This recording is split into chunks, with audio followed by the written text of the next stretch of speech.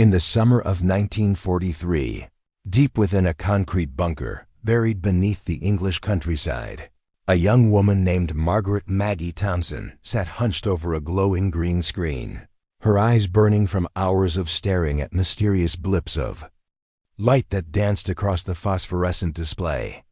The other operators called her Radar Girl, sometimes with affection, sometimes with mockery, because of her uncanny ability to interpret the cryptic signals that appeared on the primitive radar equipment. What they didn't know was that this 22-year-old former shop clerk from Manchester would soon make a discovery that would change the course of World War II. Before we jump back in, tell us where you're tuning in from, and if this story touches you, make sure you're subscribed, because tomorrow I've saved something extra special for you. The story of Margaret Thompson begins not with heroics, but with desperation. In 1940, as German bombers rained terror upon British cities during the Blitz, the Royal Air Force was scrambling to develop any advantage they could find against the Luftwaffe. Radar technology, then called RDF, or radio direction finding, was still in its infancy, a mysterious new science that most people couldn't comprehend, let alone operate effectively. The military needed operators who could sit for hours in underground facilities, interpreting the strange signals that bounced back from aircraft flying overhead. Margaret had been working at Woolworths in Manchester when the recruitment officers came through, looking for young women with sharp eyes and steady nerves. She had always been observant. As a child, she could spot birds in trees that others couldn't see, find lost objects that had been given up for lost, and notice details that escaped everyone else. When the recruiting sergeant explained that they needed people who could see things others couldn't, Margaret knew she had found her calling. The training was intense and secretive. Margaret and dozens of other young women were transported to a classified facility in the Scottish Highlands, where they learned to operate the massive radar installations that would become Britain's eyes in the sky. The technology was revolutionary, but primitive, enormous rotating antennas that swept the skies, sending out radio waves and detecting their echoes when they bounced off aircraft. The returning signals appeared as blips on circular screens, but interpreting those blips required a combination of technical knowledge, intuition, and something that couldn't be taught, an almost supernatural ability to read the patterns. Most of the trainees struggled with the abstract nature of the work. They would stare at the screens for hours, seeing nothing but random dots and interference. But Margaret was different. From her first day in training, she seemed to understand the radar's language instinctively. She could distinguish between different types of aircraft based on subtle variations in their radar signatures. She could predict flight paths and identify formations that others couldn't even see. Her instructors were amazed, but also suspicious. How could someone with no technical background master such complex equipment so quickly? The suspicions only grew when Margaret was assigned to her first operational post at a radar station designated Chain Home Station 15, located on the cliffs of Dover.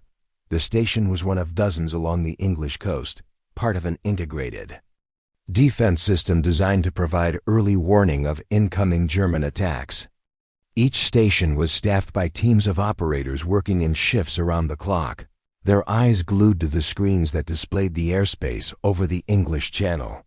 Margaret's shift supervisor, Flight Sergeant Robert Hayes, was a veteran of the first radar installations who had seen dozens of operators come and go. Most burned out within months, unable to handle the pressure and monotony of the work. But Margaret thrived in the environment. She would arrive early and stay late, volunteering for extra shifts and studying the patterns of German air activity. With an intensity that bordered on obsession, it was during her third week at the station that Margaret first demonstrated the ability that would earn her the nickname Radar Girl. A routine patrol was monitoring the channel when Margaret suddenly called out coordinates for what she described as a formation of at least 20 aircraft approaching from the southeast. The other operators looked at their screens and saw nothing unusual, Just the typical scatter of blips that could represent anything from migrating birds to atmospheric interference. Flight Sergeant Hayes ordered a second confirmation, but the other operators insisted they saw no significant aircraft activity. Margaret remained firm in her assessment, providing increasingly specific details about the approaching formation's altitude, speed, and apparent composition. Against his better judgment, Hayes decided to relay the warning to Sector Headquarters. 20 minutes later, a massive formation of German Heinkel bombers appeared exactly where Margaret had predicted, right on schedule for what would become one of the largest daylight raids of the war. The early warning allowed RAF fighters to intercept the formation before it reached its targets, shooting down 12 German aircraft and forcing the remainder to abandon their mission. Word of the incident spread quickly through the radar network. Other stations began requesting Margaret's analysis of unusual signals, and her reputation for spotting aircraft that others couldn't detect grew with each successful identification. But with fame came scrutiny, and not everyone was convinced that Margaret's abilities were entirely natural. Some whispered that she might be receiving information from German agents, using coded signals to coordinate attacks rather than prevent them. Others suggested that she was somehow intercepting German radio communications and presenting the intelligence as radar observations. The most paranoid theorists proposed that she might be a German spy herself, planted within the radar network to gather information about British defensive capabilities. These suspicions would soon be tested in the most dramatic way possible. As Margaret prepared to face her greatest challenge yet, a challenge that would either prove her loyalty beyond question or expose her as the most successful enemy agent in British history, the whispers began in the mess hall. Officers would fall silent when Margaret entered, their conversations resuming only after she had taken her meal to a corner table where she invariably sat alone. The other radar operators, once friendly colleagues, now watched her with suspicious eyes during their shifts. Margaret could feel the weight of their scrutiny, but she understood their concerns.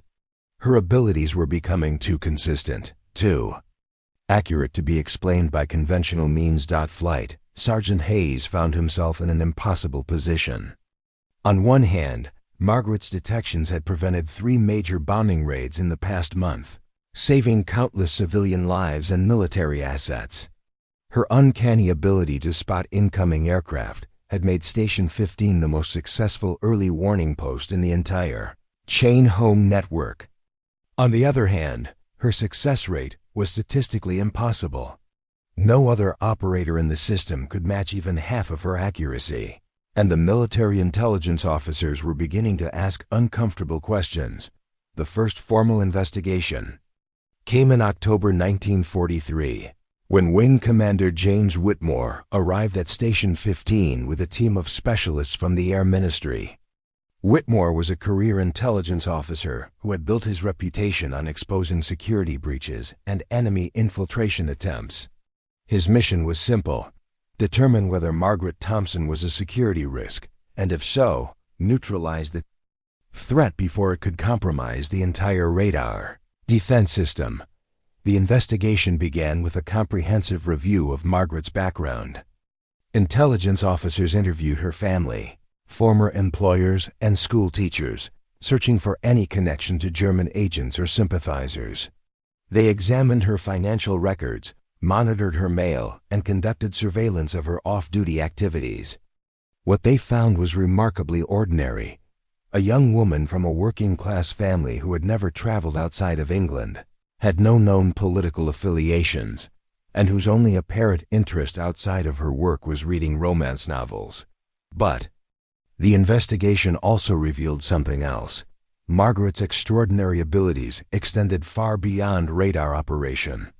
Former classmates recalled that she had always been unusually perceptive, able to find lost objects and predict events with uncanny accuracy.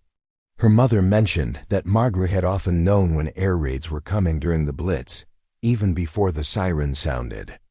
These accounts painted a picture of someone with genuinely exceptional sensory abilities, rather than access to secret information. Wing Commander Whitmore was not convinced. He designed a series of tests to evaluate Margaret's capabilities under controlled conditions. The first test involved having her operate radar equipment that had been secretly modified to display false signals. If Margaret was receiving information from external sources, she would be unable to distinguish between real and artificial aircraft signatures. If her abilities were genuine, she would presumably detect the deception. The results were remarkable. Margaret not only identified the false signals immediately, but explained in detail how they differed from genuine aircraft returns.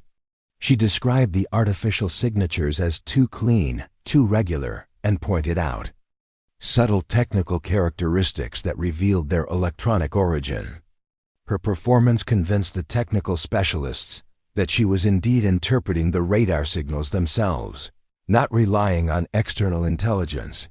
The second test was even more challenging. Margaret was asked to operate in complete isolation, with no access to external communications or information sources. She was placed in a separate bunker with radar equipment that had been disconnected from the main chain home network, receiving only direct antenna feeds from a single installation. Under these conditions, she was asked to provide early warning of incoming aircraft over a period of 1 week. During that week, Margaret detected and accurately reported 17 separate aircraft formations, including 2 major bombing raids that had been planned in complete secrecy by German commanders. Her reports were so detailed and accurate that they enabled RAF fighters to intercept the formations with unprecedented precision. The success of these interceptions, combined with the impossibility of Margaret receiving external intelligence while in isolation, finally convinced Wing Commander Whitmore that her abilities were genuine. But even as the official investigation concluded in Margaret's favor, the suspicions of her colleagues continued to grow. Her success rate was simply too good to be natural, and the other operators began to resent her prominence in the radar network. Some refused to work shifts with her, claiming that her presence was unsettling. Others spread rumors that she was using supernatural or occult methods to detect aircraft. Accusations that were technically less serious than espionage, but equally damaging to unit morale. The situation reached a crisis point in November 1943, when Margaret detected what she described as the largest formation I've ever seen, approaching from the continent. She reported more than 200 aircraft in a coordinated attack formation, heading directly for London. The other operators saw nothing unusual on their screens, and sector headquarters was reluctant to scramble fighters based on a single operator's report. Regardless of her past accuracy, Margaret insisted that the attack was imminent and provided increasingly specific details about the formation's composition and timing. She described the aircraft as different from the usual bombers and warned that they were carrying something special, something that will change everything. Her urgency was so compelling that Flight Sergeant Hayes finally convinced Sector Headquarters to authorize a limited reconnaissance flight. The reconnaissance aircraft found exactly what Margaret had predicted: a massive formation of German aircraft approaching London, led by a squadron of jets, the revolutionary Messerschmitt Me-262s that represented Germany's most advanced aviation technology. The formation was also carrying Germany's newest weapon, the V-1, flying bombs that would soon rain terror upon London. The early warning provided by Margaret's detection allowed the RAF to mount the most successful interception of the war, shooting down 73 German aircraft and preventing the majority of the V-1 attacks from reaching their targets. But even this triumph failed to silence the whispers about Radar Girl and her impossible abilities. Unknown to Margaret, her greatest test was still to come. Deep within the German High Command, plans were being finalized for a secret mission that would challenge everything she thought she knew about warfare, technology, and her own mysterious talents. In the heart of Nazi Germany, inside a heavily fortified bunker beneath the Bavarian Alps, Oberfuhrer Hans Kammler paced before a massive map of the English Channel.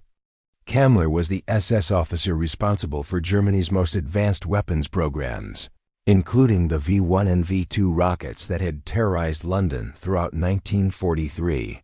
But tonight, his attention was focused on a different kind of weapon entirely. One that could potentially end the war in Germany's favor. The intelligence reports on his desk painted a troubling picture. German bombing raids over England were being intercepted with increasing frequency, often by RAF fighters that seemed to know exactly when and where to position themselves for maximum effectiveness. The British radar network, codenamed Chain Home, was proving far more effective than German intelligence had anticipated. Most concerning of all was the emergence of a single operator who appeared to possess almost supernatural abilities to detect incoming aircraft. Kammler's sources within the British intelligence community had provided detailed reports about the operator known as Radar Girl.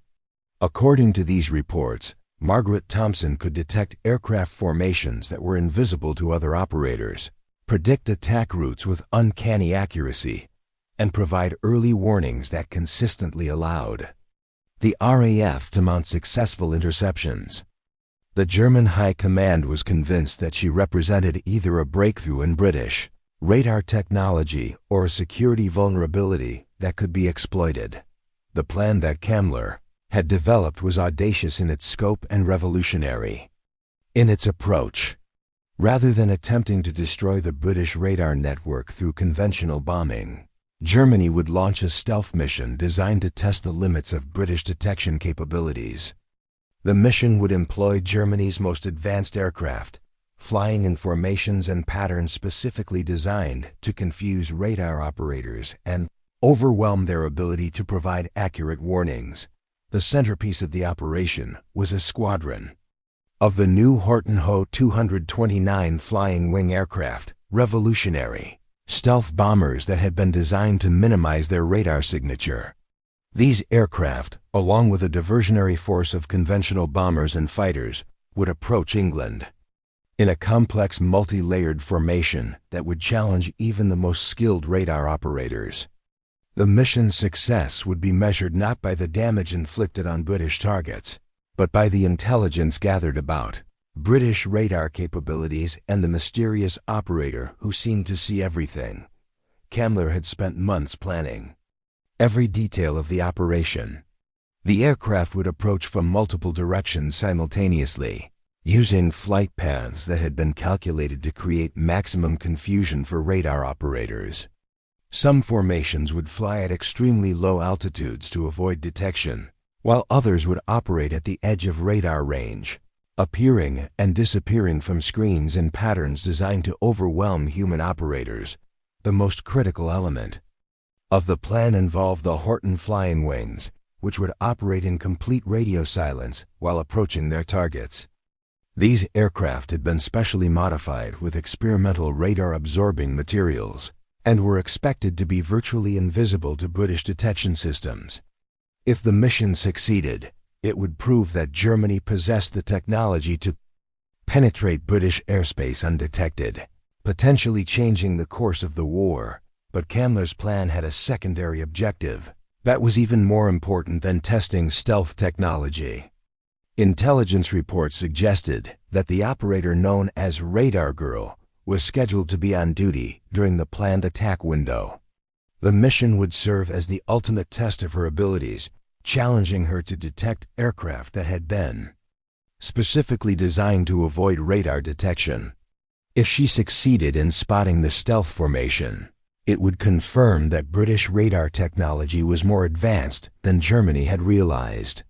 If she failed, it would prove that her previous successes had been due to luck rather than skill. The preparation for the mission took weeks of intensive training. German pilots practiced flying in the complex formations that would be used during the attack, learning to coordinate their movements without radio communication while maintaining precise timing and positioning. The Horten flying wing pilots received special training in stealth flight techniques, learning to minimize their aircraft's radar signature through careful management of speed, altitude, and flight path. Meanwhile, German intelligence officers worked to gather as much information as possible about the British radar network and the mysterious operator who had become their primary target. They studied reports of her previous detections, analyzed the patterns of her successes, and developed profiles of her operating methods.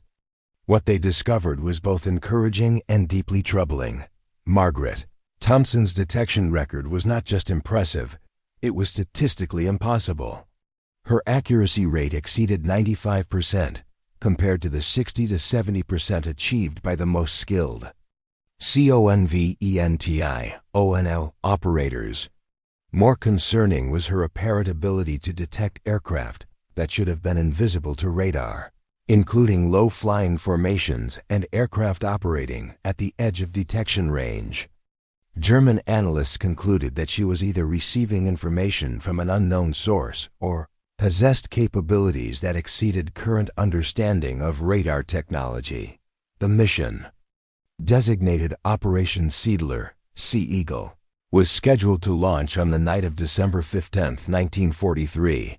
The timing had been carefully chosen to coincide with a new moon, providing maximum darkness for the stealth aircraft while challenging the visual confirmation capabilities of British observers. Weather conditions were predicted to be ideal, with clear skies and minimal atmospheric interference that might affect radar performance. As the date approached, Kammler felt a mixture of anticipation and anxiety. The mission represented the culmination of months of planning and preparation, but its success depended on factors that remained largely unknown. The capabilities of British radar technology, the skills of their operators, and the mysterious abilities of the woman they called Radar Girl were all variables that could determine whether Operation Seidler would be remembered as a triumph of German ingenuity or a costly failure. Unknown to Kammler, his carefully laid plans were about to encounter an opponent whose abilities exceeded even his most pessimistic assessments. Margaret Thompson was not just an exceptionally skilled radar operator. She was something entirely unprecedented in the history of warfare. The evening of December 15, 1943, began like any other at Chain Home Station 15. Margaret Thompson arrived for her shift at 22 o'clock hours, carrying her usual thermos of tea and a worn paperback novel that she would never have time to read. The December air was bitter cold, and frost had already begun forming on the concrete bunker's exterior walls. Inside, the familiar hum of radar equipment filled the underground facility with its electronic symphony. Flight Sergeant Hayes briefed. The night shift on routine matters. Weather conditions were clear. German air activity had been minimal for the past week, and intelligence reports suggested that the Luftwaffe was conserving resources for expected winter operations. It was the kind of quiet night that most operators welcomed, but Margaret felt an unusual tension in the air, a subtle wrongness that she couldn't quite identify as she settled into her position at the Type 7 radar console. Margaret began her standard equipment checks. The massive rotating antenna outside swept the channel methodically, its radio waves probing the darkness for any sign of aircraft activity. The circular screen before her displayed the familiar green glow of the coastline, with occasional blips representing friendly aircraft returning from patrol missions. But something was different tonight.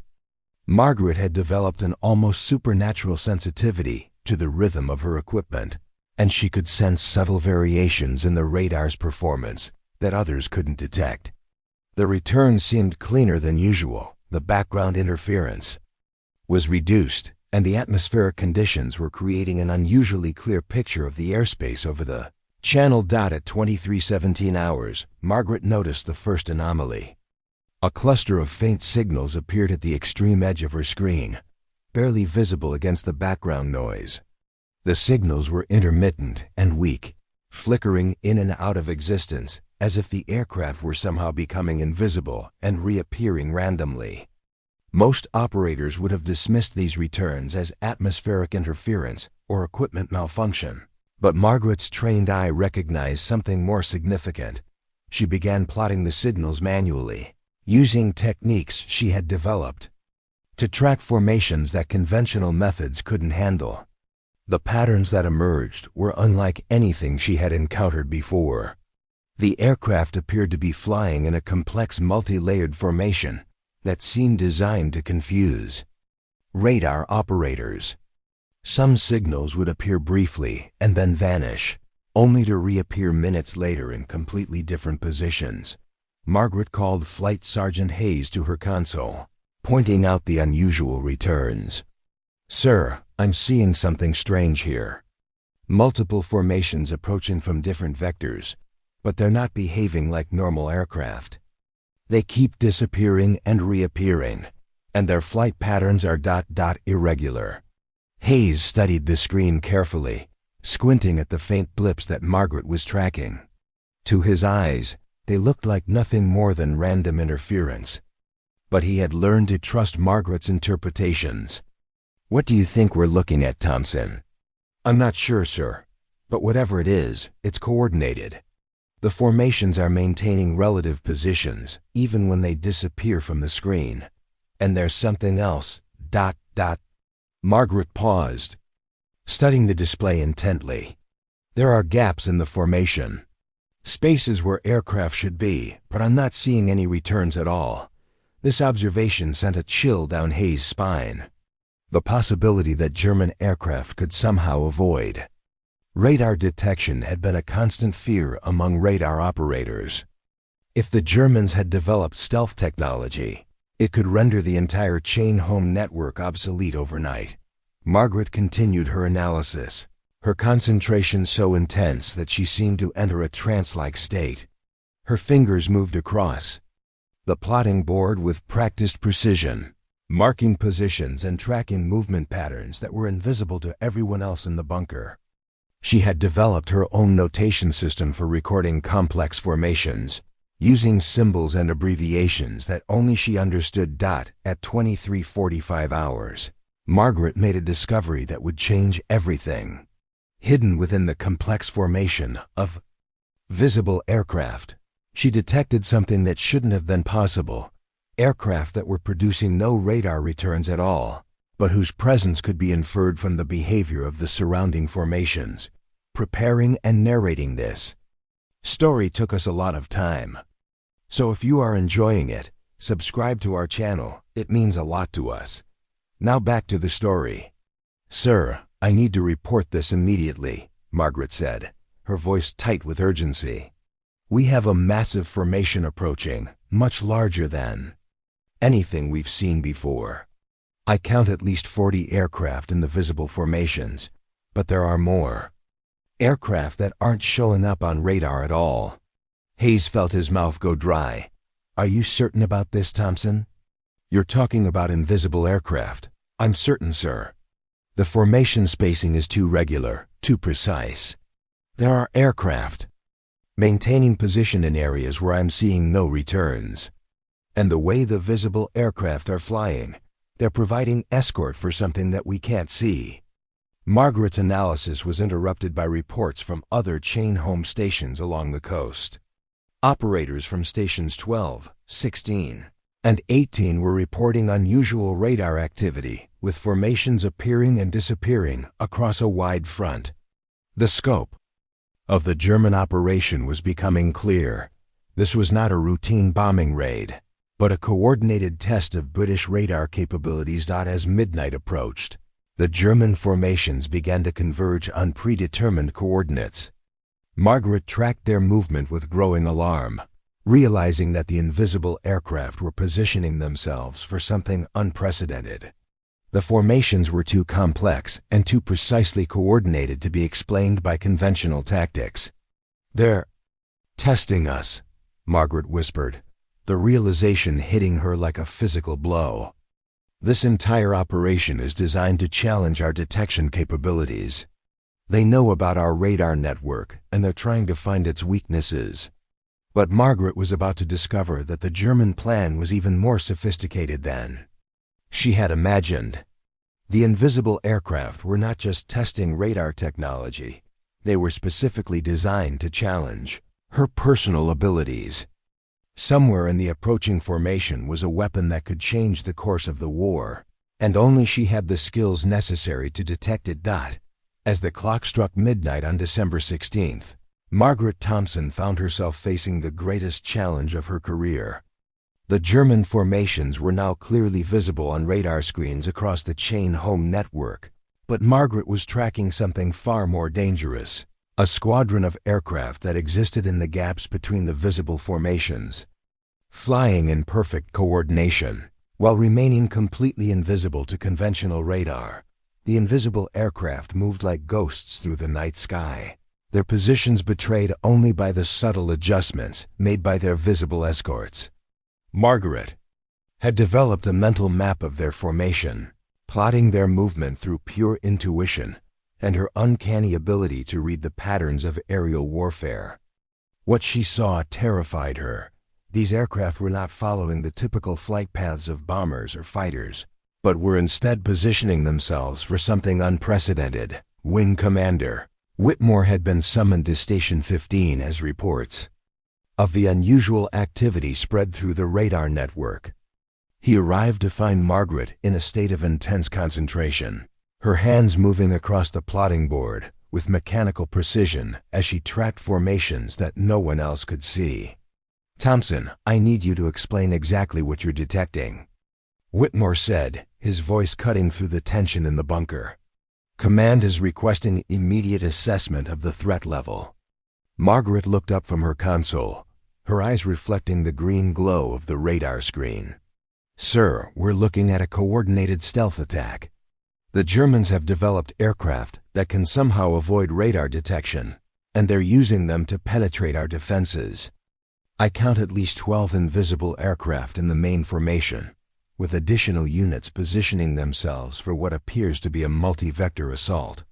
Whitmore studied the radar display, seeing only the conventional aircraft that other operators had been tracking. "How can you be certain about aircraft that aren't showing up on radar?" "The formation spacing, sir. The visible aircraft are maintaining precise intervals that only make sense if there are other aircraft filling the gaps. And their flight patterns, they're adjusting their positions to accommodate aircraft that we can't see. It's like watching a dance where half the dancers are invisible."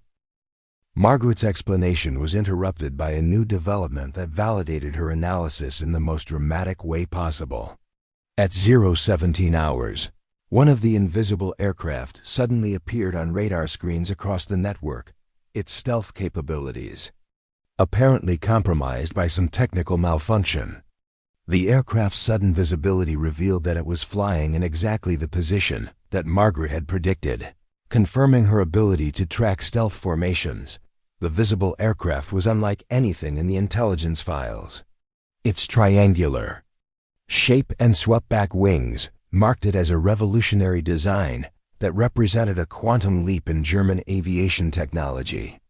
More importantly, its brief appearance on radar confirmed that Germany possessed operational stealth aircraft capable of penetrating British airspace undetected. Flight Sergeant Hayes immediately contacted sector headquarters, relaying Margaret's assessment and requesting authorization to scramble interceptor aircraft.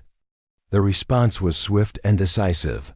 RAF Fighter Command was authorizing the largest nighttime interception of the war, with every available aircraft being launched to counter the German stealth attack. But Margaret's analysis revealed a more complex situation than a simple interception could address.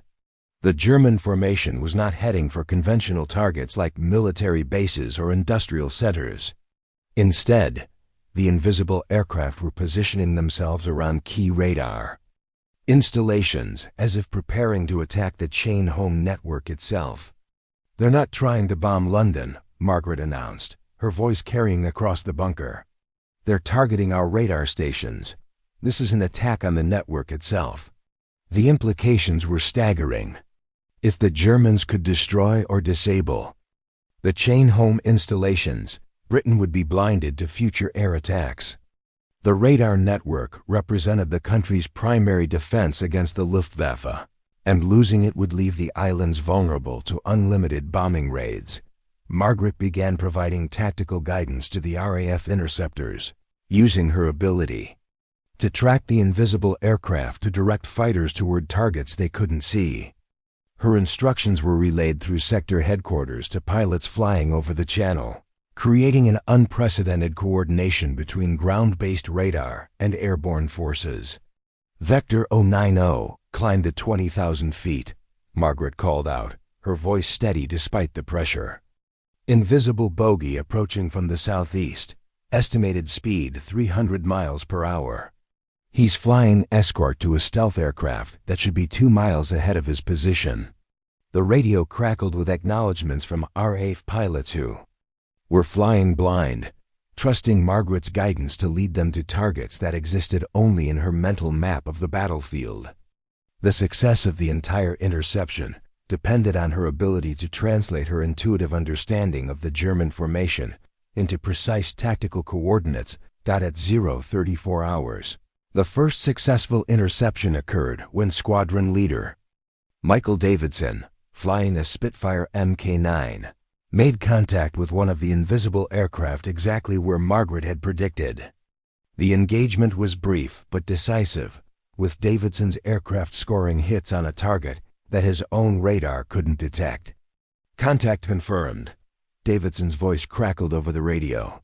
Engaging stealth aircraft at coordinates provided by Station 15. Target is taking evasive action but maintaining formation integrity. Margaret tracked the engagement on her screen, watching as the invisible aircraft attempted to escape while its visible escorts moved to provide protection. The coordination between the different aircraft types confirmed her analysis of the German stealth program. They had developed not just individual stealth aircraft, but entire tactical doctrines for operating mixed formations of visible and invisible units. But even as the RAF interceptors achieved their first successes against the stealth formation, Margaret detected something that filled her with dread. Deep within the German formation, protected by layers of both visible and invisible escorts, was a single aircraft that was different from all the others. This aircraft was not just invisible to radar, it was somehow invisible to her enhanced perception as well. The aircraft that Margaret couldn't see was like a void in her consciousness, a dark space in the mental map she had constructed of the German formation. For the first time in her career as a radar operator, she had encountered something that completely defied her abilities. The aircraft was there, she could sense its presence by the way other aircraft moved around it, but it remained stubbornly invisible to both radar and her enhanced perception. Commander Whitmore watched Margaret's growing agitation with concern.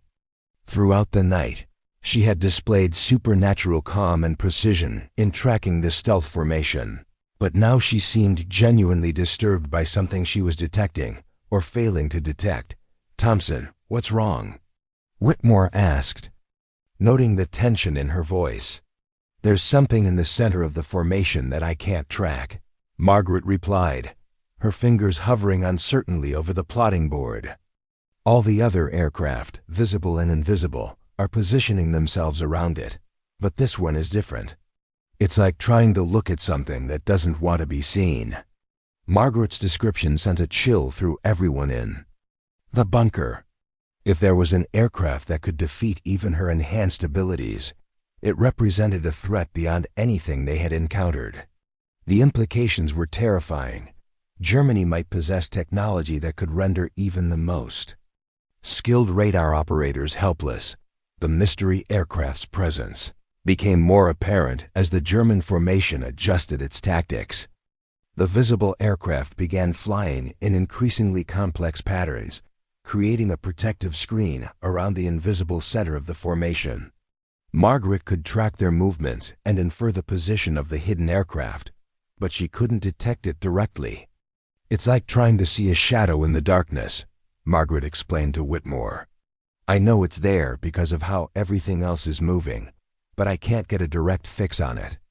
And that scares me more than anything I've encountered tonight."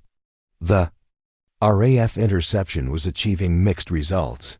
Several German aircraft had been shot down, both visible and invisible, but the core of the formation remained intact. The mystery aircraft continued toward its target, protected by layers of escorts that seemed willing to sacrifice themselves to ensure its survival. Margaret made a decision that would define her legacy in the radar network. Despite her inability to directly track the mystery aircraft, she began providing guidance to the RAF interceptors based on her analysis of the surrounding formations. If she couldn't see the target itself, she would use the behavior of its escorts to predict its position and movement. "All interceptors, this is Station 15, Margaret called over the radio. "I'm tracking a priority target that's using advanced stealth technology. I can't detect it directly, but I can predict its position based on escort behavior. Follow my guidance exactly. This may be our only chance to stop it." The next 20 minutes represented the most intense aerial combat of the war. Margaret provided a constant stream of tactical information to the RAF pilots, directing them toward intercept points based on her analysis of the German formation's behavior. Her guidance was so precise that pilots began scoring hits on targets they couldn't see, guided only by her voice and their faith in her abilities. But the mystery aircraft continued its approach, seemingly invulnerable to the attacks that were decimating its escorts. Margaret watched in frustration as her carefully orchestrated interception failed to touch the most important target. The aircraft was not just invisible, it seemed to exist in a different dimension of warfare entirely. At 1:15 hours, Margaret made a breakthrough that would change everything. While studying the movement patterns of the German formation, she noticed something that had been hidden in the complexity of the tactical situation. The mystery aircraft was not actually invisible. It was disguised as something else entirely. "My God," Margaret whispered, the realization hitting her like a physical blow. "It's not a stealth aircraft at all. It's one of the visible aircraft in the formation. They've been using misdirection, making us think the threat is invisible when it's actually hiding in plain sight." Margaret's analysis revealed the true sophistication of the German plan. The invisible aircraft were not the primary weapon. They were a diversion, designed to focus attention away from the real threat. The mystery aircraft was actually one of the conventional bombers in the formation, carrying a weapon that could change the course of the war. Which aircraft? Whitmore demanded. Understanding the implications immediately, Margaret studied her display with renewed intensity, applying her enhanced perception to the visible aircraft rather than the invisible ones. One aircraft in the formation stood out, not because it was stealthier than the others, but because it was trying too hard to appear normal. "There," she said, pointing to a specific blip on the radar screen. "That aircraft is maintaining perfect formation discipline, but it's carrying something heavy. Its flight characteristics are slightly different from the others.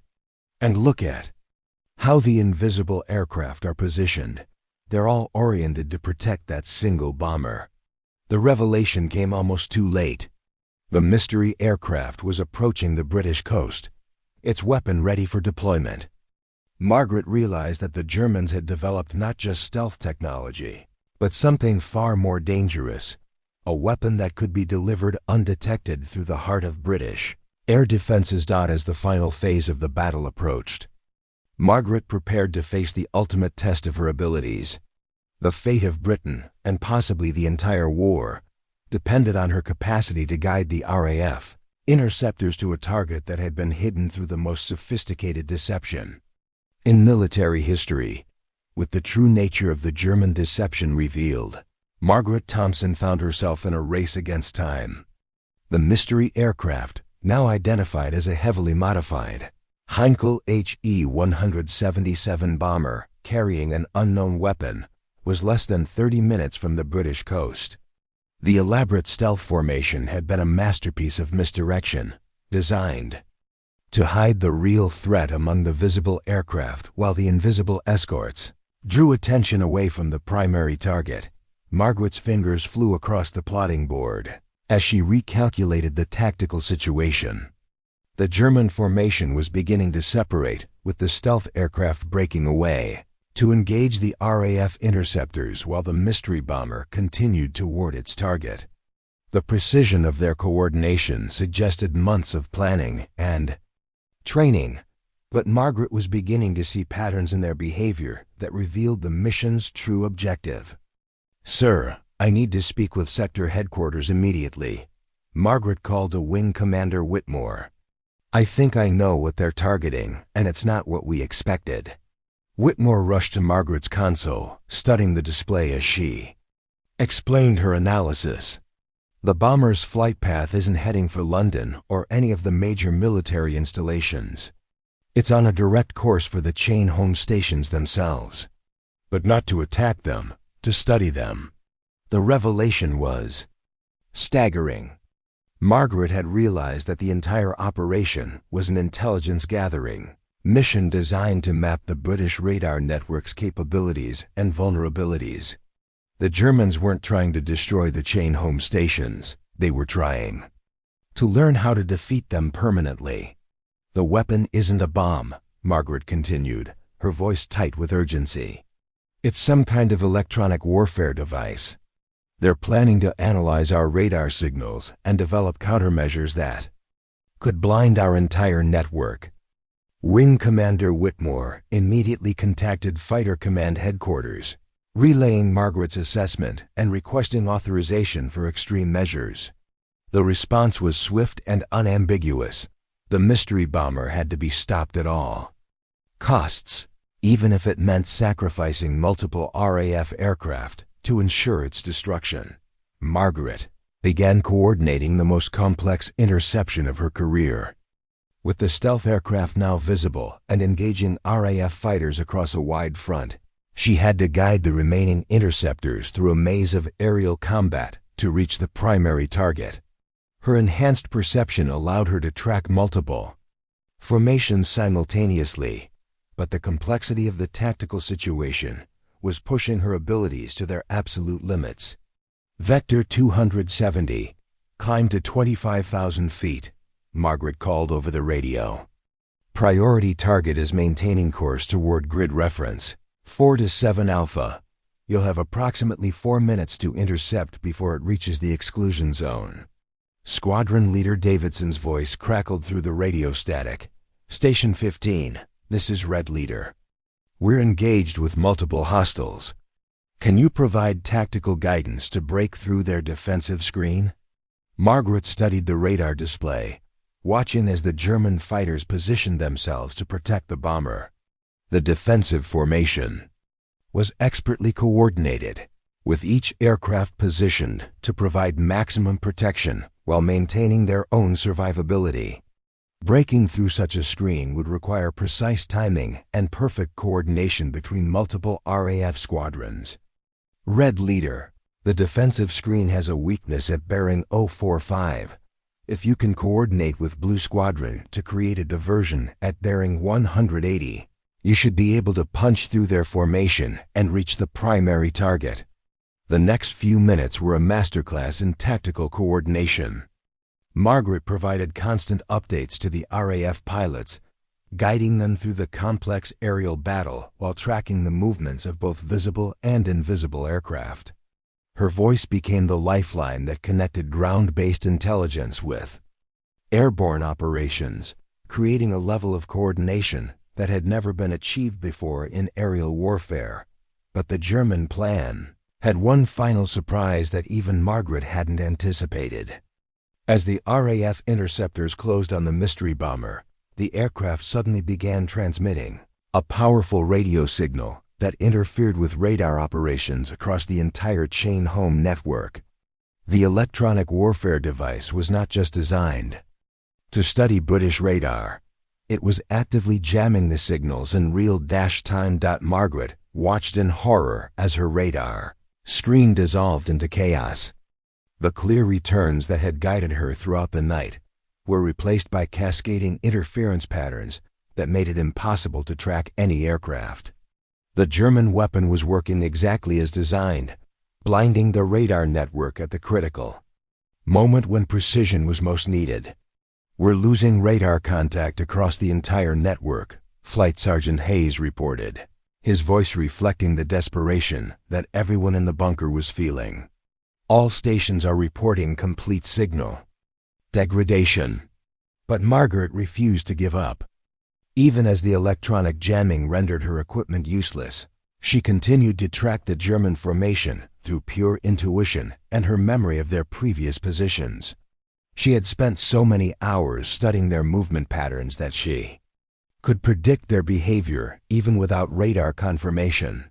All interceptors, this is Station 15, Margaret called over the radio, her voice cutting through the static.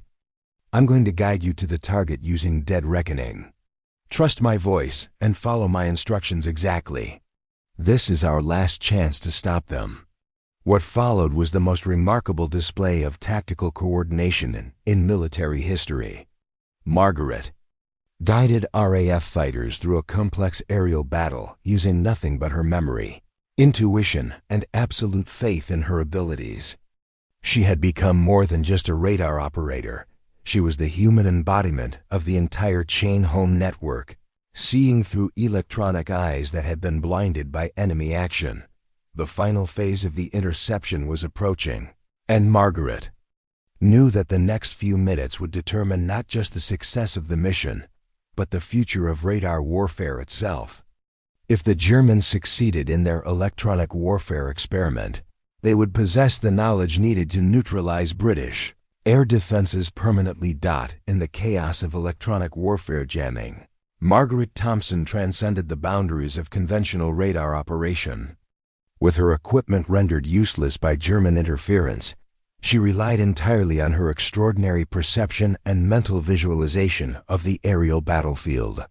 The radar screen before her showed nothing but cascading static, but in her mind, she could still see the German formation with crystal clarity. "Red leader, adjust heading to 315 degrees, Margaret called through the radio static. Primary target is beginning evasive maneuvers. He's dropping altitude and increasing speed, but his escort is maintaining formation integrity. Squadron leader Davidson's voice emerged from the interference. Station 15, I can't see anything. On my instruments, are you certain about these vectors? Trust me, Red leader, I can see them even without radar. The bomber is 2 miles ahead of your current position, altitude 18,000 feet, and descending. You have 90 seconds to intercept before he reaches the jamming transmission range." Margaret's guidance was based on calculations that existed only in her mind. She had memorized the flight characteristics of every aircraft in the German formation, analyzed their tactical patterns, and developed an intuitive understanding of their mission parameters. Even blinded by jamming, she could predict their movements with uncanny accuracy. The electronic warfare device aboard the German bomber was proving devastatingly effective. Across the entire chain home network, radar operators were reporting complete signal loss. The technology that had protected Britain throughout the war was being neutralized by a single aircraft carrying equipment that represented years of German research and development. Wing Commander Whitmore stood beside Margaret's console, watching her work with a mixture of amazement and concern. She was operating in a state of intense concentration that seemed almost supernatural, her entire being focused on the invisible battle taking place over the English Channel. "How is this possible?" Whitmore whispered to Flight Sergeant Hayes. "She's guiding fighters to targets that don't exist on any of our screens." Hayes shook his head in bewilderment.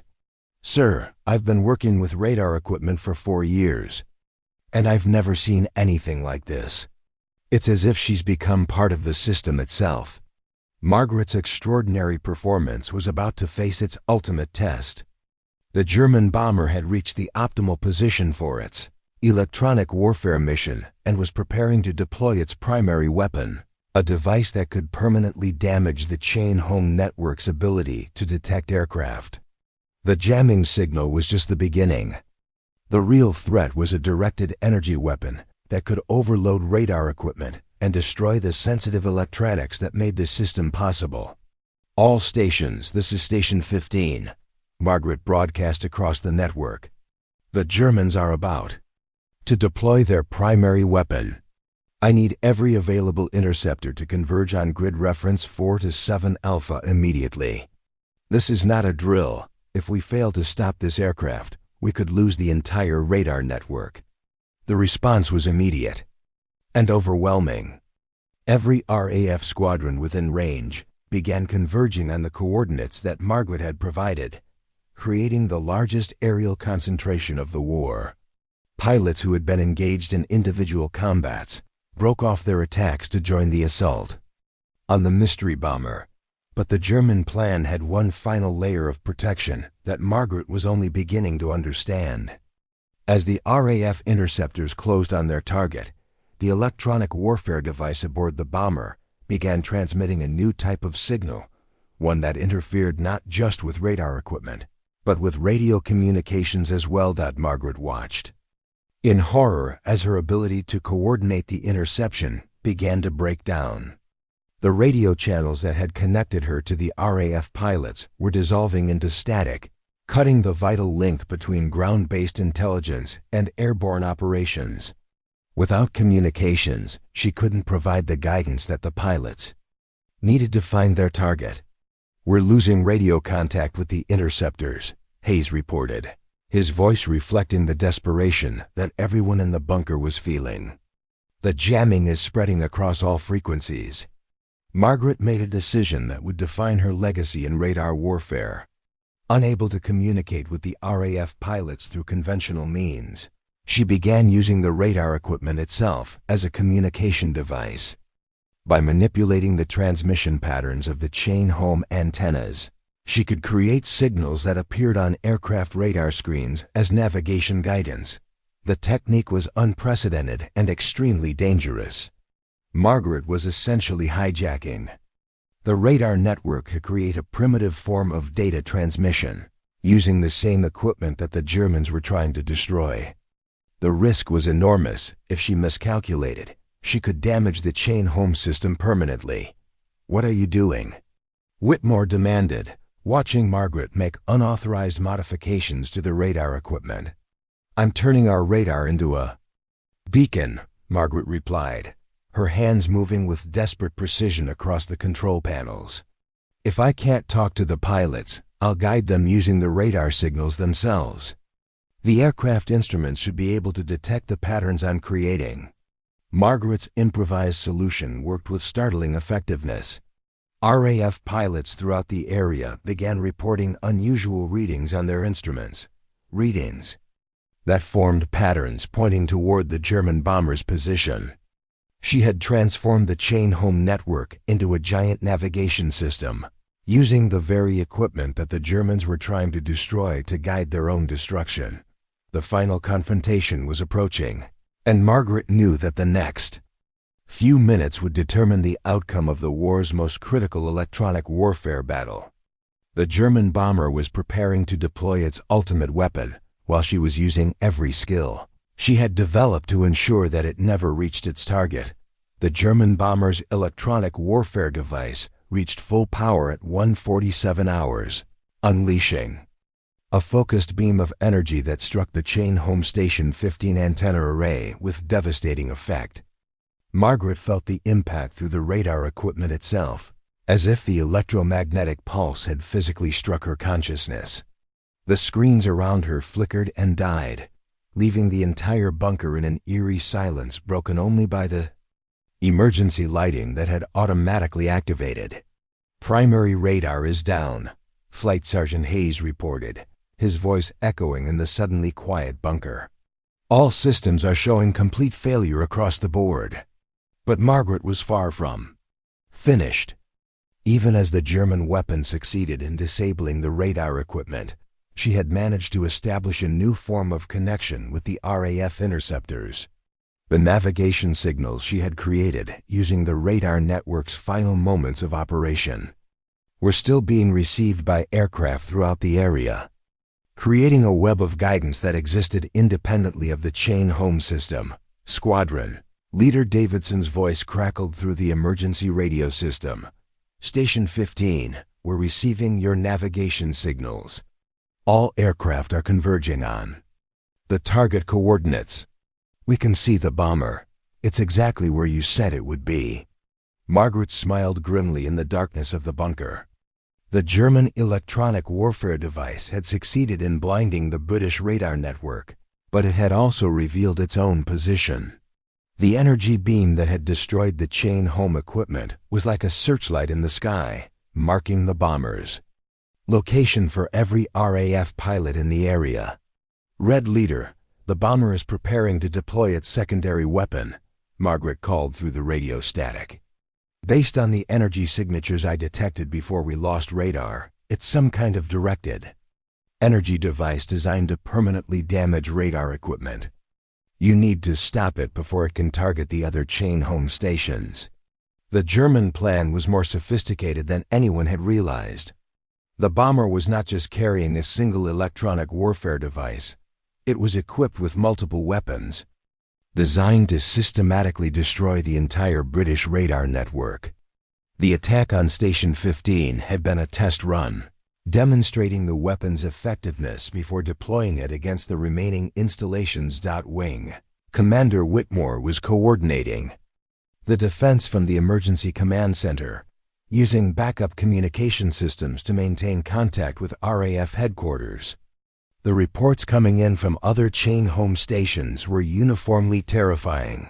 The German weapon was capable of permanently disabling radar equipment from a range of over 20 miles. If that bomber reaches the next station cluster, we could lose the entire southern radar network, Whitmore reported to sector headquarters. The Germans have developed a weapon that could blind Britain permanently. Margaret was working frantically to maintain her connection with the RAF interceptors, using the improvised navigation system she had created. The technique required her to maintain constant mental contact with multiple aircraft simultaneously, tracking their positions and providing guidance through pure intuition and electromagnetic sensing. Blue Squadron, adjust your attack vector to 90 degrees, Margaret called through the radio. The bomber is turning north toward the Canterbury Station cluster. You need to intercept before it reaches transmission range. The aerial battle that followed was unlike anything in military history. RAF fighters engaged the German bomber while it was actively deploying its electronic warfare weapon, creating a chaotic electromagnetic environment that interfered with both aircraft instruments and pilot vision. The energy beam from the German weapon was visible as a brilliant blue-white light that swept across the sky like a deadly searchlight. Margaret tracked the battle through her enhanced perception, feeling each aircraft's movement as if it were part of her own body. She could sense the RAF pilots' determination and desperation as they pressed their attacks against seemingly impossible odds. The German bomber was heavily armored and defended by sophisticated electronic countermeasures that made it extremely difficult to target. Direct hit on the bomber's port engine. Davidson's voice crackled through the radio. But it's still operational and maintaining course toward the next target. We need more firepower to bring it down. Margaret realized that conventional weapons might not be sufficient to destroy the German aircraft. The bomber had been specially modified to carry its electronic warfare equipment, with additional armor and defensive systems that made it nearly invulnerable to standard fighter aircraft armament. All interceptors, this is Station 15, Margaret broadcast across the emergency frequency. The bomber's electronic warfare device is its weakness. If you can damage the transmission array, the energy feedback should destroy the aircraft from within. The guidance that Margaret provided was based on her understanding of the electromagnetic principles that governed radar technology. She had realized that the German weapon was essentially a massive radio transmitter operating at dangerous power levels. If the transmission array could be damaged while the device was operating, the resulting energy discharge would likely destroy the aircraft carrying it. Squadron Leader Davidson acknowledged the tactical guidance and began coordinating a precision attack on the bomber's electronic warfare equipment. The target was small and heavily protected, but Margaret's ability to track the aircraft's exact position gave the RAF pilots the accuracy they needed to attempt the dangerous maneuver. Attacking the transmission array now, Davidson reported. All aircraft, concentrate fire on the antenna structure behind the bomber's cockpit. The attack that followed would be remembered as one of the most precise aerial engagements of the war. Guided by Margaret's supernatural accuracy, RAF fighters struck the German bomber's electronic warfare device with devastating effect. The energy feedback from the damaged transmission array created a cascade failure that tore the aircraft apart from within. The German bomber's destruction marked the end of the most sophisticated electronic warfare attack of World War II, but Margaret's role in the battle was far from over. The victory had come at enormous cost, and the implications of what she had accomplished would reshape the future of radar warfare forever. The destruction of the German bomber at 2:15 hours marked the end of Operation Seidler, but the implications of that night's battle would resonate throughout the remainder of World War II and beyond. Margaret Thompson had not just defeated a sophisticated enemy attack, she had demonstrated capabilities that transcended the known limits of human perception and radar technology. In the aftermath of the battle, Cheyne Home Station 15 lay in ruins, its equipment destroyed by the German electronic warfare weapon. But Margaret had managed to save the entire radar network by preventing the bomber from reaching its secondary targets. The other Cheyne Home stations remained operational, preserving Britain's ability to detect and intercept future German attacks. Wing Commander Whitmore surveyed the damaged bunker with a mixture of amazement and concern. The radar equipment that had been the pride of British technology lay twisted and burned, destroyed by weapons that seemed to belong to a different era of warfare. But somehow, Margaret had managed to coordinate a successful defense without any functioning equipment, using abilities that defied conventional explanation. "How did you do it?" Whitmore asked Margaret as dawn broke over the English Channel. "You guided those fighters to their targets using nothing but intuition and electromagnetic sensing. I've never seen anything like it." Margaret looked exhausted, but oddly peaceful, as if the intensity of the battle had somehow purified her understanding of her own capabilities. "I don't know how to explain it, sir. When the radar equipment failed, I just became the radar. I could feel the aircraft moving through the electromagnetic spectrum, see their positions in my mind even without screens or instruments."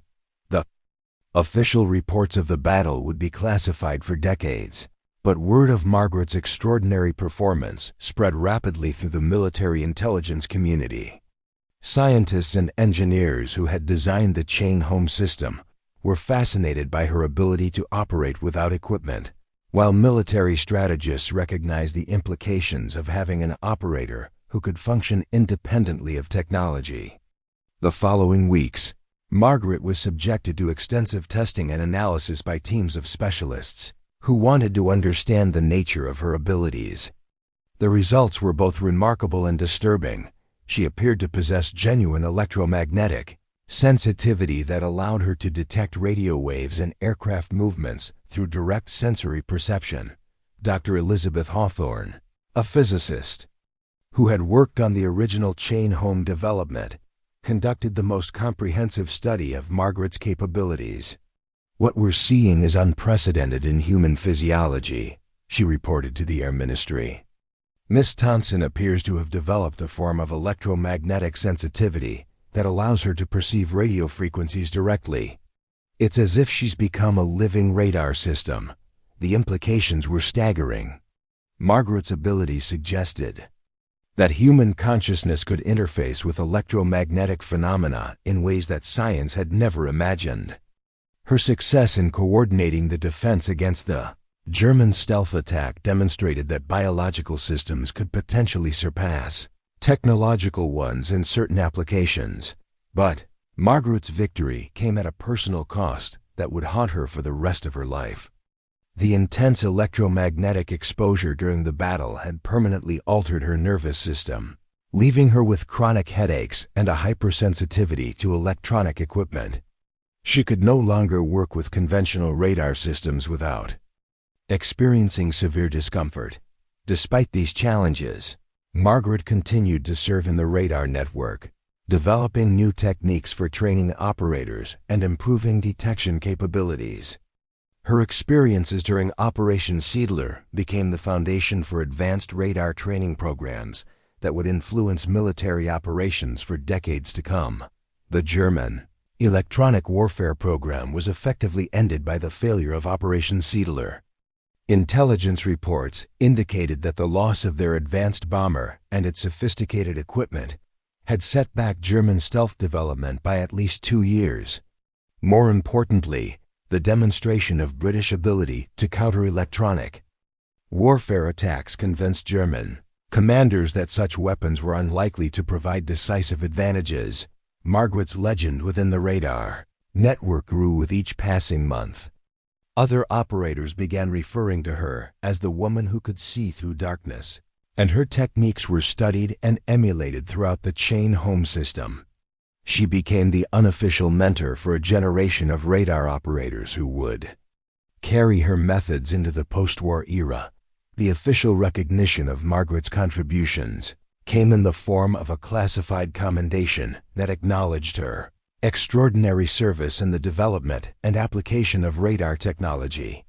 The true nature of her achievements could not be publicly revealed due to security considerations, but within the military community, she was recognized as one of the most important figures in the history of electronic warfare. Margaret's story became part of the secret history of World War II, known only to a select group of intelligence officers and military historians. The techniques she developed for operating without equipment were classified and incorporated into training programs for future conflicts. Her ability to interface directly with electromagnetic phenomena became the subject of ongoing research that would influence the development of electronic warfare for decades to come. As the war drew to a close, Margaret reflected on the night that had changed her life forever. The battle against the German stealth squadron had revealed capabilities within herself that she had never imagined, but it had also shown her the terrible responsibility that came with such abilities. She had become more than just a radar operator. She had become a bridge between human consciousness and the electromagnetic spectrum that surrounded all life. The nickname Radar Girl would follow Margaret for the rest of her life.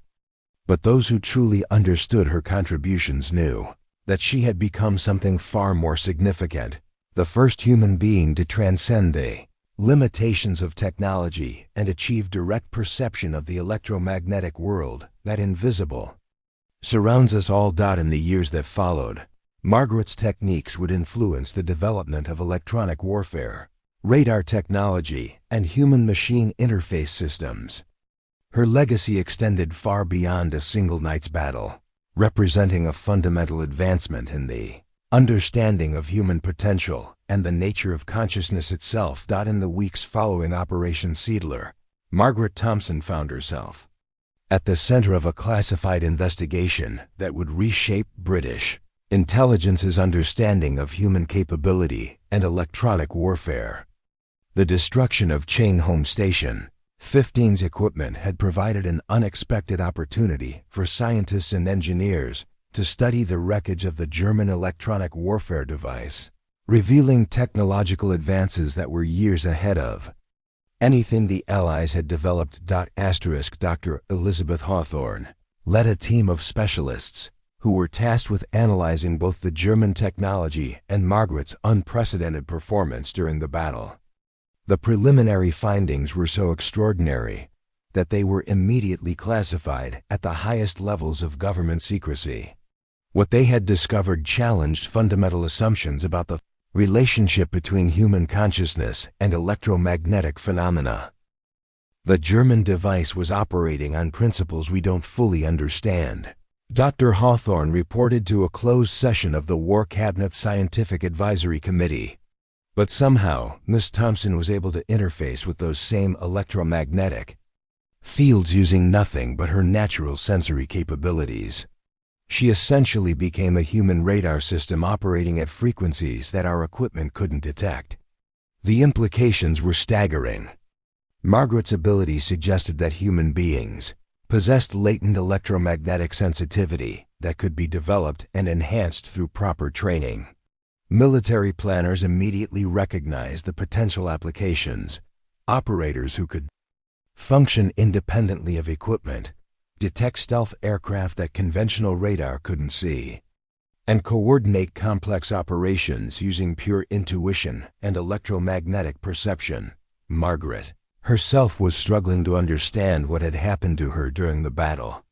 The intense electromagnetic exposure had left her with permanent changes that affected every aspect of her daily life.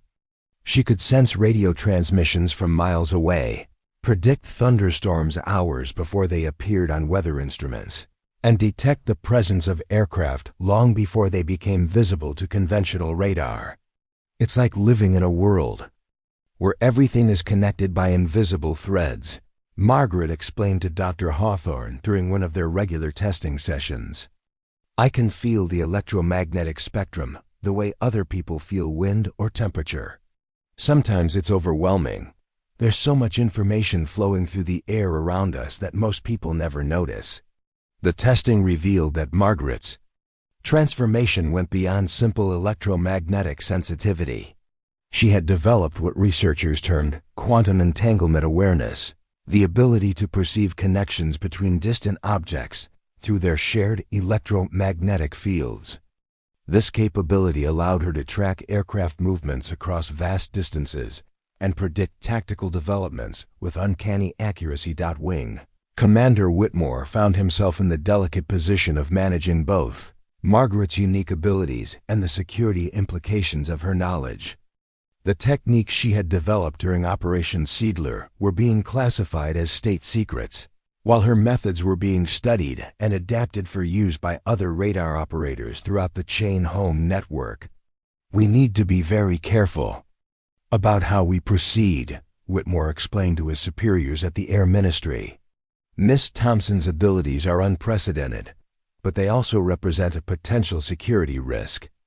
If enemy intelligence services learn about her capabilities, they could develop countermeasures that would neutralize our entire radar advantage. The solution was to create a new classified program that would allow Margaret to continue her work while maintaining absolute secrecy about her methods. She was transferred to a specially constructed facility in the Scottish Highlands, where she would train a select group of radar operators in advanced detection techniques while researchers continued to study her abilities. The training program that Margaret developed became legendary within the small community of specialists who knew about it. She taught students to expand their sensory awareness beyond the limits of conventional equipment, showing them how to detect patterns and anomalies that existing technology couldn't identify. Her methods combined rigorous technical training with meditation techniques and consciousness expansion exercises that seemed more like mysticism than military science. Miss Thompson's approach challenges everything we thought we knew about radar operation, reported Squadron leader Michael Davidson, who had been selected to undergo her advanced training program. She doesn't just teach you to use the equipment. She teaches you to become part of the electromagnetic spectrum itself. It's the most extraordinary educational experience I've ever encountered. But Margaret's expanded awareness came with costs that became more apparent as time passed. The constant exposure to electromagnetic fields was affecting her physical health, causing chronic fatigue, severe headaches, and a hypersensitivity to electronic equipment that made normal life increasingly difficult. She could no longer enter cities without experiencing overwhelming sensory overload from radio transmissions, electrical systems, and electronic devices. Dr. Hawthorne's medical examinations revealed that Margaret's nervous system had been fundamentally altered by her experiences during Operation Seidler. The intense electromagnetic exposure had created new neural pathways that allowed her to process radio frequency information, but it had also made her vulnerable to electromagnetic pollution that was becoming increasingly prevalent in modern society. We're witnessing the emergence of a new form of human consciousness, Dr. Hawthorne reported in her classified research summary. Miss Thompson represents an evolutionary adaptation to the electromagnetic environment that human technology has created. But the adaptation comes with significant costs. She may be the first human being to suffer from what we might call electromagnetic overload syndrome. The British government faced a difficult decision about how to proceed with Margaret's case. Her abilities were invaluable for military applications, but her health was deteriorating under the constant stress of electromagnetic exposure. Military planners wanted to expand her training program and develop more operators with similar capabilities, while medical experts warned that the process might be too dangerous to replicate. Margaret herself was torn between her sense of duty and her need for physical and mental peace. She had become the most important figure in British radar development, but the abilities that made her valuable were also making her life increasingly unbearable. The electromagnetic noise of modern civilization was overwhelming her enhanced senses, leaving her isolated from normal human contact and unable to find relief from the constant flow of information that surrounded her. As 1944 dawned, Margaret faced the most difficult decision of her life, whether to continue serving in a role that was destroying her health, or to seek some form of refuge from the electromagnetic storm that her consciousness had learned to perceive. The choice would determine not only her own future, but the direction of radar development and electronic warfare for decades to come. By the spring of 1944, Margaret Thompson had become a living legend within the classified world of British radar development, but the price of her extraordinary abilities was becoming impossible to ignore. The electromagnetic hypersensitivity that had developed following Operation Seidler was progressively worsening, making it increasingly difficult for her to function in an environment filled with radio transmissions, electrical systems, and electronic devices. Dr. Hawthorne's medical team had documented the progression of Margaret's condition with growing concern. Her ability to perceive electromagnetic fields had continued to expand since the battle, but each enhancement came with corresponding increases in her sensitivity to electromagnetic pollution. She could now detect radio transmissions from hundreds of miles away, but the constant bombardment of signals was causing severe neurological stress.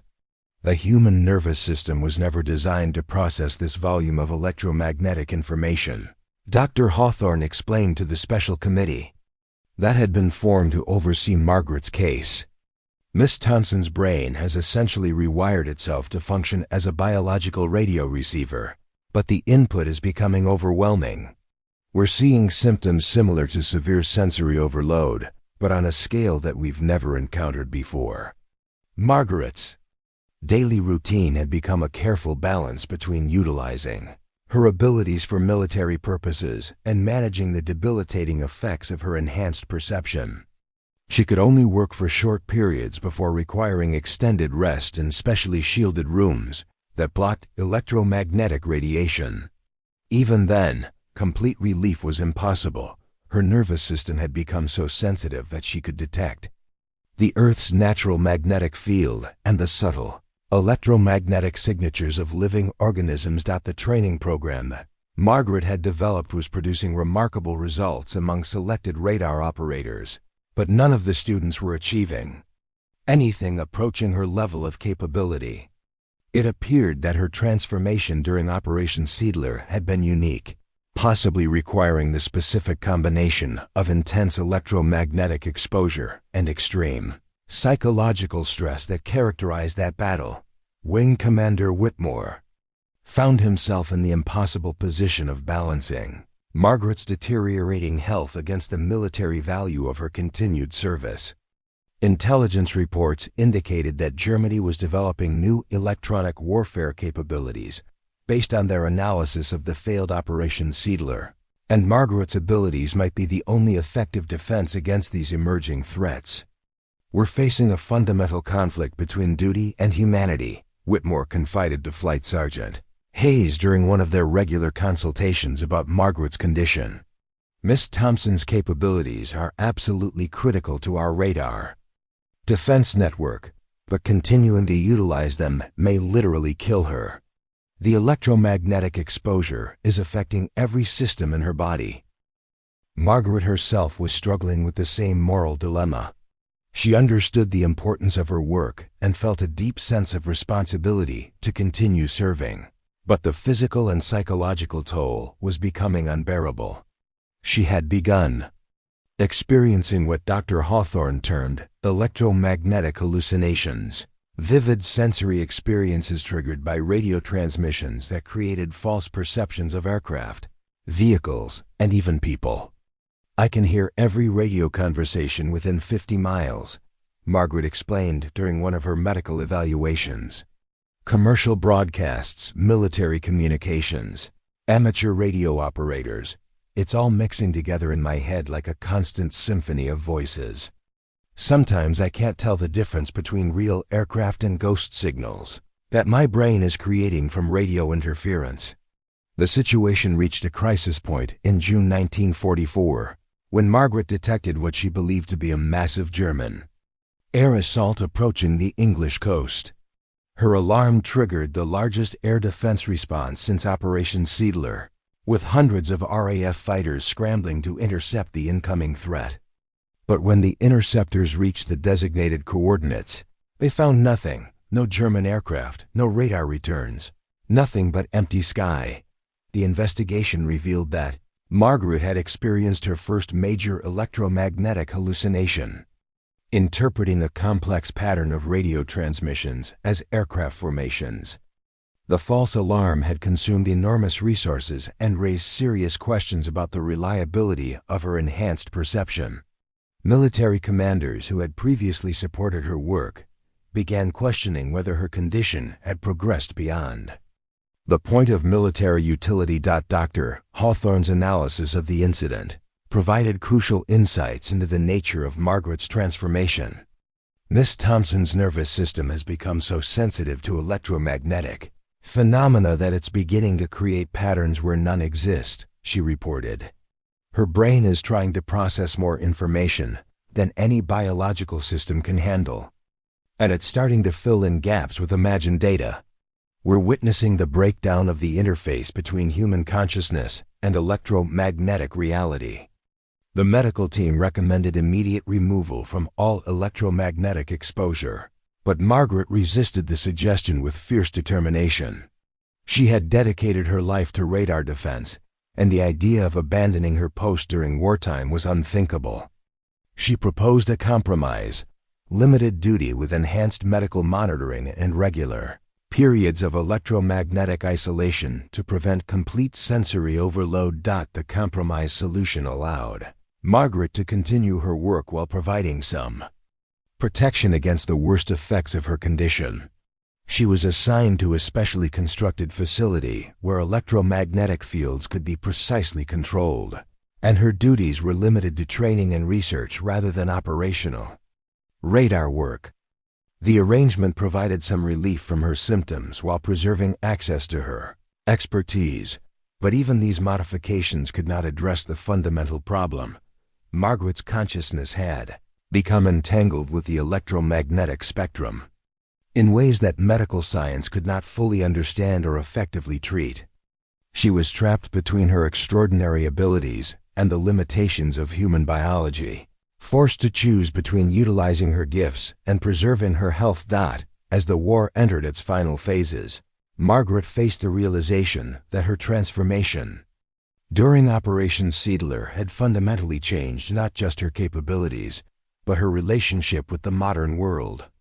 She had become something new, neither fully human nor purely technological, but a hybrid consciousness that existed at the intersection of biology and electromagnetic reality.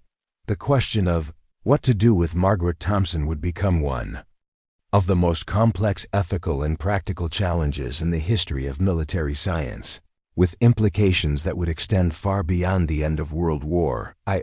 As World War II drew to a close in 1945, Margaret Thompson found herself facing a future that seemed impossible to navigate.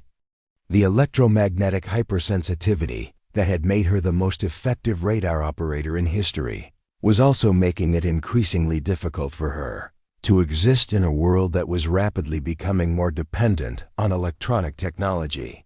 The woman who had saved Britain from German electronic warfare was now being destroyed by the very phenomena she had learned to perceive. The end of the war brought new challenges and opportunities for Margaret's unique situation. With the immediate military threat removed, government officials and scientists had more time to consider the long-term implications of her transformation. A special commission was established to study her case and develop recommendations for both her personal care and the potential applications of her abilities in peacetime. Dr. Hawthorne had spent months documenting the progression of Margaret's condition, creating the most comprehensive study of electromagnetic hypersensitivity ever conducted. Her findings would form the foundation for decades of research into the relationship between human consciousness and electromagnetic fields. But they also painted a sobering picture of Margaret's future prospects. Miss Thompson represents both the greatest triumph and the most tragic consequence of our electromagnetic age, Dr. Hawthorne reported to the commission. Her abilities during Operation Seidler demonstrated capabilities that we never imagined were possible, but they also revealed the potential costs of human adaptation to technological environments. She may be the first person to pay the full price for humanity's entry into the electromagnetic era. Margaret's own perspective on her situation had evolved significantly since the early days of her radar service. The young woman who had eagerly volunteered for mysterious war work had been replaced by someone who possessed profound insights into the nature of consciousness and reality, but who was also struggling to maintain her connection to ordinary human experience. "I've become a bridge between two different worlds," Margaret explained during one of her final interviews with the commission. "I can perceive things that no one else can see, understand patterns that are invisible to conventional observation, but I've also lost the ability to live a normal life. The electromagnetic noise of civilization is too loud, too chaotic for my enhanced senses to filter out." The commission's final recommendations reflected the complexity of Margaret's situation and the unprecedented nature of her case. They proposed the establishment of a specialized research facility where Margaret could continue her work while receiving the medical care and electromagnetic isolation she required. The facility would serve dual purposes, providing Margaret with a sustainable living environment and advancing scientific understanding of electromagnetic consciousness. The facility, designated as the Electromagnetic Research Institute, was constructed in a remote area of Scotland where natural electromagnetic interference was minimal. The buildings were specially shielded to create environments with precisely controlled electromagnetic fields, allowing Margaret to work and rest without experiencing the overwhelming sensory overload that had become a constant feature of her life. Margaret's work at the Institute focused on training a new generation of operators in advanced electromagnetic perception techniques. While none of her students achieved her level of capability, many developed enhanced sensitivity that made them extraordinarily effective in radar and electronic warfare applications. Her methods became the foundation for elite military training programs that would influence electronic warfare doctrine for decades. Margaret's most important contribution to post-war science was her collaboration with researchers who were beginning to understand the quantum mechanical foundations of consciousness. Her ability to perceive electromagnetic phenomena directly provided unique insights into the relationship between mind and physical reality, contributing to early developments in what would later become known as consciousness studies and quantum psychology. Miss Thompson's case suggests that human consciousness is far more adaptable and potentially powerful than we previously understood, reported Dr. James Morrison, a physicist who worked extensively with Margaret during the 1950s. Her electromagnetic sensitivity appears to operate through quantum mechanical processes that we're only beginning to comprehend. She may represent an evolutionary preview of human capabilities that won't become widespread for generations. Margaret's personal life remained challenging despite the accommodations provided by the Institute. Her electromagnetic hypersensitivity made it impossible for her to maintain normal social relationships or participate in most aspects of modern life. She found companionship primarily among the researchers and military specialists who understood her condition and could communicate with her in environments that didn't trigger sensory overload. The development of television, improved radio broadcasting, and early electronic computers during the 1950s made Margaret's condition progressively worse. Each advancement in electromagnetic technology added new layers of interference that her enhanced nervous system couldn't filter out. She became increasingly isolated from the outside world, able to function only within the carefully controlled environment of the Research Institute. Despite these limitations, Margaret continued her work with determination and grace that impressed everyone who worked with her. She had accepted that her transformation during Operation Seidler had irreversibly changed her relationship with the world, but she remained committed to using her abilities to advance human understanding and protect national security. Margaret Thompson's legacy extended far beyond her wartime service as radar girl. Her case became the foundation for research programs that influenced the development of electronic warfare, consciousness studies, and human-machine interface technology. The techniques she developed for electromagnetic perception were classified and incorporated into military training programs that remained in use well into the 21st century. The woman who had once been mocked as Radar Girl by her colleagues became recognized as one of the most important figures in the history of military science and consciousness research.